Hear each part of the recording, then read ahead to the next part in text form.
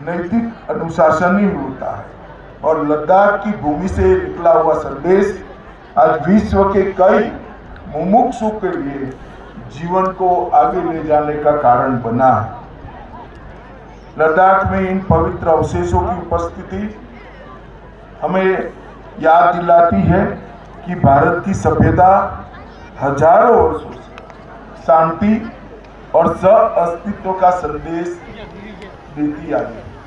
लद्दाख और कारगिल जैसे डाइवर्स प्रदेश के अंदर ये संदेश और भी प्रासंगिक हो जाता है। ये विरासत आज भी हमें कहती है कि संघर्ष और अशांति के बीच शांति और करुणा का मार्ग ही समाधान हमें दे सकता है।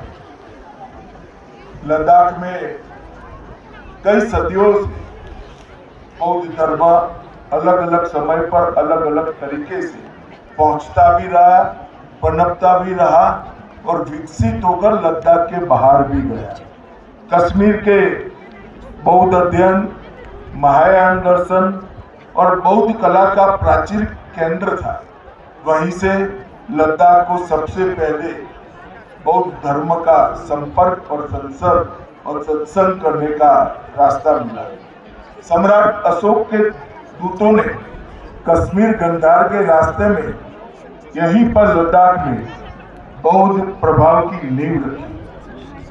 दूसरा चरण आया कुषाण काल में, लगभग पहली और तीसरी ईसा की सदी में महायान बौद्ध धर्म का उत्कर्ष और उसका विकास लद्दाख तक पहुंचा और कई प्राचीन स्तूप, चट्टानी बौद्ध प्रतिमाएं, खारोष्ठी, ब्राह्मी अभिलेख इस बात के साक्षी है कि इस काल में भी यहाँ पर बौद्ध धर्म आगे बढ़ा।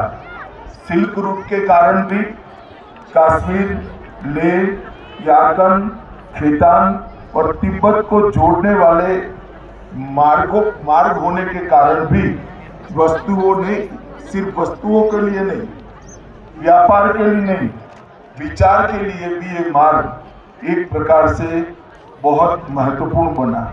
भिक्षुओं के लिए पांडुलिपियां, कला शैलियां, जिनके साक्ष्य, शिलालेख, मणिदीवारें, स्तूप और बौद्ध शैल कला में यहाँ पर उपस्थित मिलते हैं। चौथा चरण तिब्बती प्रभाव का आया 7वीं और 10वीं सदी में। महायान और वज्रयान परंपराएं तिब्बत से लद्दाख पहुंची और समृद्ध हुआ यहाँ पर तथागत का संदेश। और निर्णायक योगदान रिंचेन जांगपो 10वीं और 11वीं सदी में आया, जब संस्कृत ग्रंथों का तिब्बती भाषा में अनुवाद हुआ।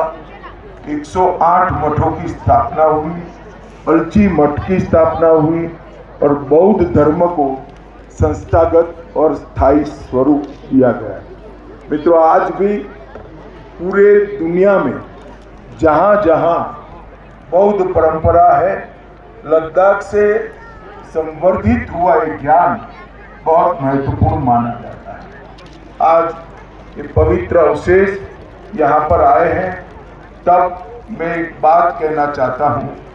महायान बौद्ध साहित्य में कहा गया है, पवित्र अवशेषों का दर्शन करने का सौभाग्य जब मिलता है तब बुद्ध का ही दर्शन करने का सौभाग्य मिलता है। और आज इतने लंबे समय के बाद लद्दाख की जनता को स्वयं बुद्ध का दर्शन करने का सौभाग्य मिल रहा है। मैं आप सभी को बहुत बहुत इसके लिए शुभकामनाएं देना चाहता हूँ। और लद्दाख प्रशासन से भी मेरा आग्रह है कि हम पूरी सुविधा करें कि सभी मतों के अनुयायी यहाँ आए और बौद्ध मत के अनुयायी तो कोई न छूट जाए। इस प्रकार की प्रशासन ने संपूर्ण व्यवस्था करनी चाहिए। यहाँ पर आईटीबीपी, सेना और लद्दाख प्रशासन अपने घर पर बुद्ध पधारे हैं। इसी प्रकार से आव भगत और सुविधाओं के लिए हमेशा तत्पर रहना चाहिए।